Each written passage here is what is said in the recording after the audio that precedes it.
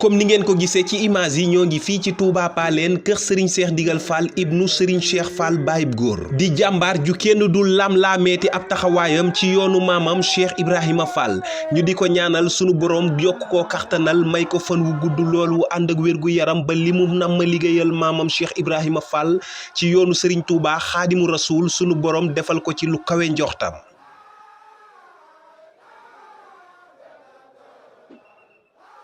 comme ni ngeen ko xamee nag Serigne Cheikh Ndigal Fall di ko defee nii at mu yàlla sàkk su weeru koor wi teroo bu ñu umee koor ba ni ñuy wore bés bu yàlla sàkk du sonn du tàyyi du noppalu moog ñi mu àndal bés bu yàlla sàkk dañuy togg ndog yi ba mu mucc ayib yóbbu ko ci waa kër Serigne Touba Xaadimu Rasuul waaye nag di ko jaar ci buntam ci Xaadimu Rasuul muy Serigne Moustapha Mbacke ibnu Serigne Mbacke Mohamed maanaam Serigne Moustapha Ndiagne ibnu Serigne Mbacke Soxna Lo Serigne Cheikh Ndigal Fall nag daan togg ndog yi di ko yóbbu ci wasilaam Serigne Mbacke